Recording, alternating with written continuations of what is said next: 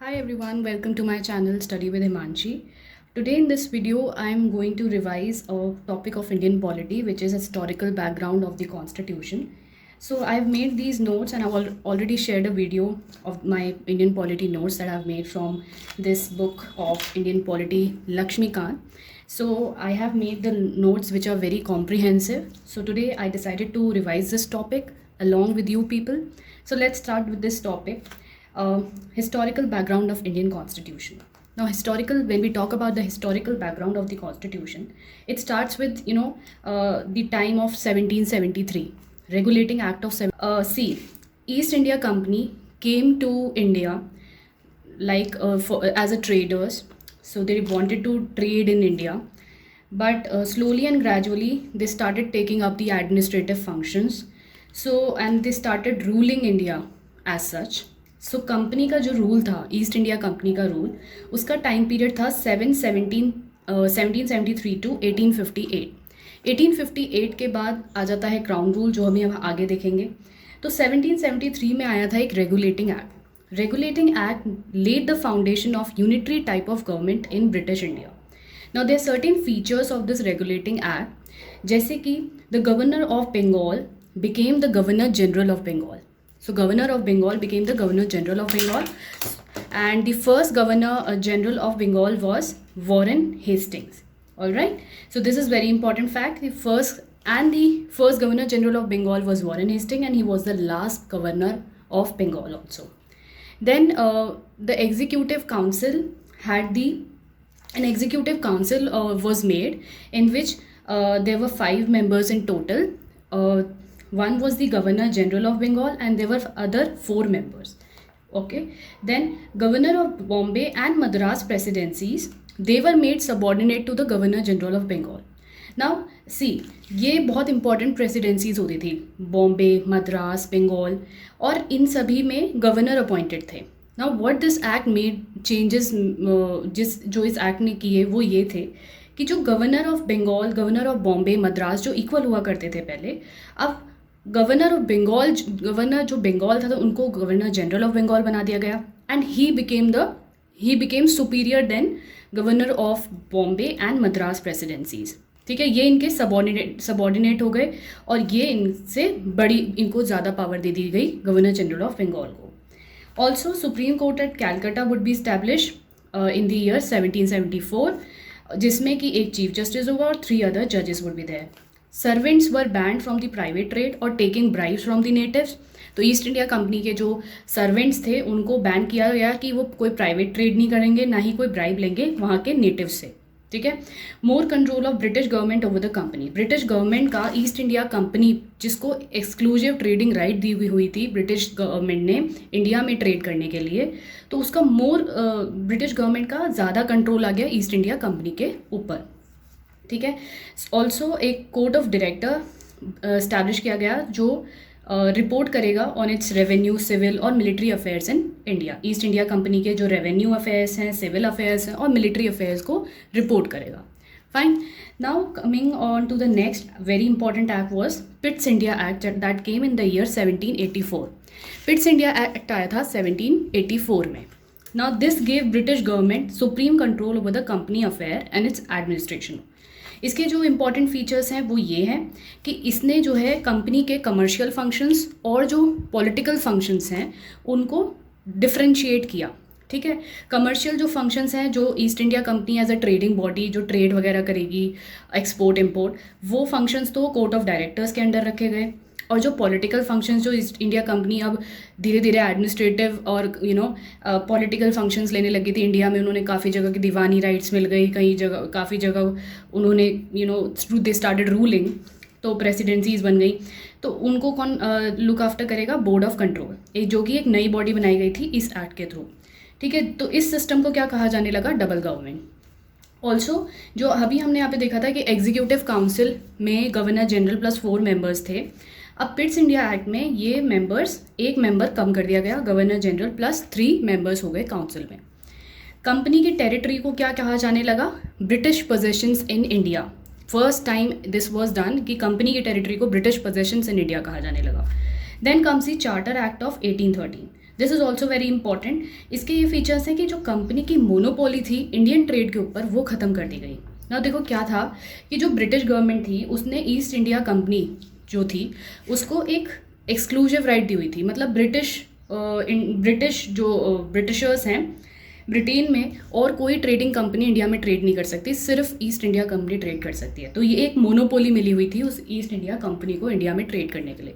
ना इस चीज़ को लेके काफ़ी ज़्यादा प्रोटेस्ट वगैरह होने लगी ब्रिटेन में, क्योंकि ईस्ट इंडिया कंपनी बहुत ज़्यादा प्रॉफिट बना रही थी। तो ऑब्वियसली जो वहाँ पे और भी ट्रेडिंग कंपनीज थी वो प्रोटेस्ट करने लगी कि हमको भी ट्रेडिंग राइट्स चाहिए इंडिया में ट्रेड करने के लिए। इसी वजह से चार्टर एक्ट ऑफ 1813 में कंपनी की जो मोनोपोली थी इंडियन ट्रेड के ऊपर वो टर्मिनेट कर दी गई कि मतलब और भी अब ट्रेडिंग कंपनीज आ सकती हैं ब्रिटिश इंडिया से इंडिया में ट्रेड करने के लिए। ऑल्सो जो मिशनरीज़ हैं क्रिश्चियन मिशनरीज़ वो इंडिया में अलाउ करे गए कि वो क्रिश्चियनिटी प्रीच करने के लिए इंडिया में अलाउ कर दिए गए जा सकते हैं। तो these were the several important changes that were made. Now comes the charter act of 1833। तो ये जो एक्ट है ये बहुत इंपॉर्टेंट है। ये this act is also called as the final step towards the centralization in India. इसके various features हैं कि जो गवर्नर जनरल ऑफ बंगाल जो रेगुलेटिंग एक्ट ऑफ 1773 के थ्रू ये जो पोस्ट बनाई गई थी इसको अब कन्वर्ट कर दिया गया था गवर्नर जनरल ऑफ इंडिया में। He was made the governor general of India and the first such governor general of India was Lord William Bentinck. और इस गवर्नर जनरल ऑफ इंडिया के पास सिविल और मिलिट्री पावर्स थी। ठीक है, deprive government of Bombay and Madras of legislative power. जो अभी बॉम्बे और मद्रास प्रेसिडेंसीज थी उनके पास लॉ मेकिंग पावर्स थी। ठीक है, तो उनसे वो पावर छीन ली गई कि अब जो लॉ मेकिंग पावर होगी वो एक गवर्नर जनरल ऑफ इंडिया के पास होगी। ठीक है, और उनसे वो छीन ली गई। तो एक्सक्लूसिव लेजिस्लेटिव जो पावर है, लेजिस्लेटिव मतलब लॉ मेकिंग जो पावर्स हैं वो एंटायर ब्रिटिश इंडिया के किसके हाथ में आ गई थी? गवर्नर जनरल ऑफ इंडिया के हाथ में। This also ended the activities of East India company as a commercial body. अब ईस्ट इंडिया कंपनी कोई भी कमर्शियल फंक्शंस नहीं करेगी, उसका पूरा जो है वो एक तरीके से एडमिनिस्ट्रेटिव बॉडी बना दी गई।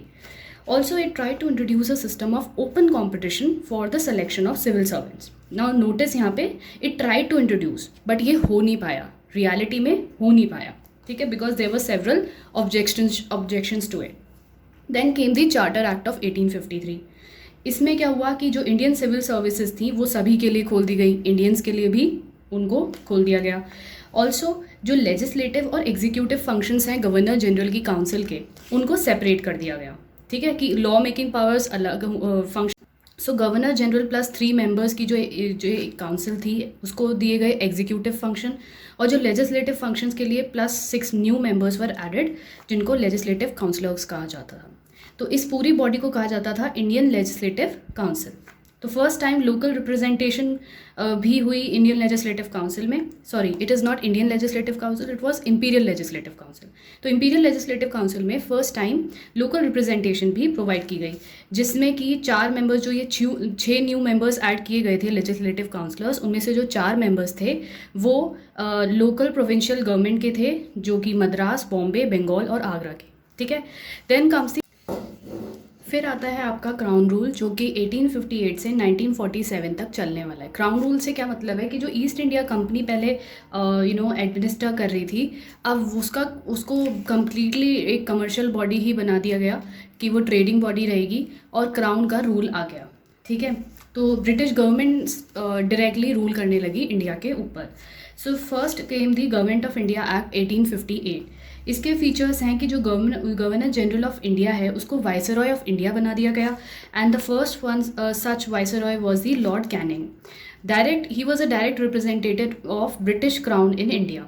ऑल्सो जो डबल गवर्नमेंट थी जो पिट्स इंडिया एक्ट के थ्रू आई थी उस board of control and court of directors के थ्रू, तो उसको एंड कर दिया गया। Also there was a new office created जो कि था secretary of the state for India. Complete authority and control over Indian administration was given to the secretary of the state.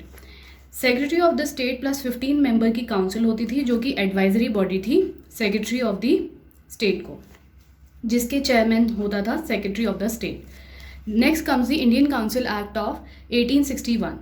So this was the beginning of representative institution associating Indian, so इसमें क्या हुआ कि Indian Council act 1861 में क्या हुआ कि Indians को associate किया जाने लगा लॉ मेकिंग प्रोसेस में पहली बार।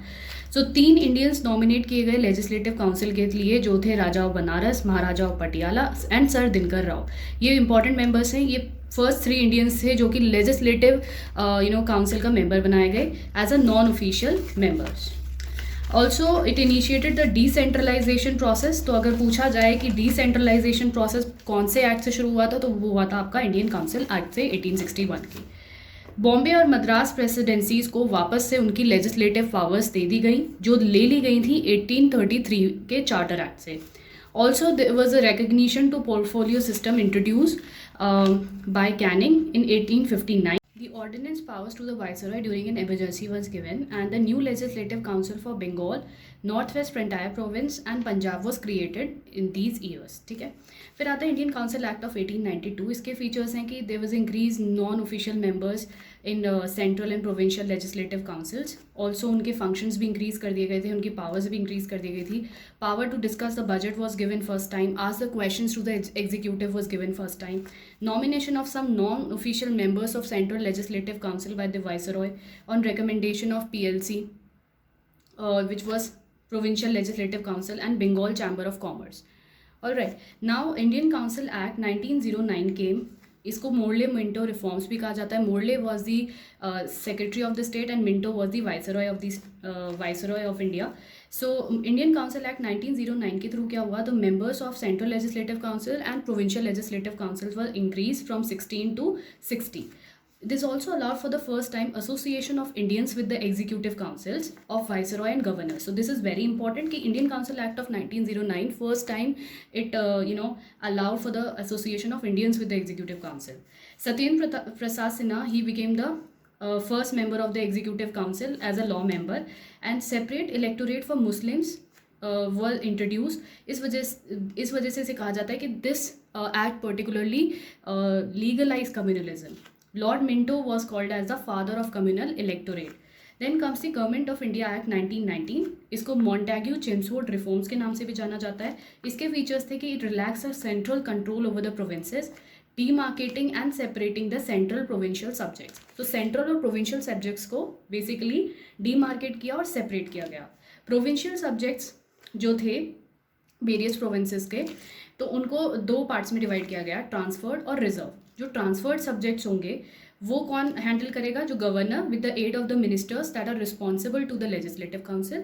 और जो रिजर्व सब्जेक्ट्स होंगे उनको कौन हैंडल करेगा, governor plus executive council which is not responsible to the legislative council, जैसे पीएम और काउंसिल ऑफ मिनिस्टर्स। ठीक है, also it introduce the bicameralism, direct election in the country, extended the communal representation to the 6 Indian Christians, Anglo-Indians and European. Franchisee was given to the limited number of people based on the tax, property and education. It also established the Public Service Commission. Provincial and central budgets were separated for the first time. Then comes the Government of India Act 1935. So this act introduced the All India Federation. It abolished the diarchy in provinces and reduced the provincial autonomy. Diarchy at the center was introduced, and bicameralism in 6 out of the 11 provinces were introduced. It also extended the franchisee to the women. ठीक है, तो all India federation क्या था कि federal list, provincial list, concurrent list, residuary powers, ये सब divide कर दी गई थी, जो कि आप यहाँ पे देख सकते हो। RBI was established, Federal Court was established, it abolished the Council of India, established by the Government of India Act 1858. Then finally gave the 1947 का Indian Independence Act, which ended the British rule, provided the partition of India, abolished office of Viceroy, and provided for each dominion right to secede from the British Commonwealth. The crown ceased to be the source of the authority. So that was it. If you like this video, please share it with your friends and don't forget to subscribe my channel. Thank you.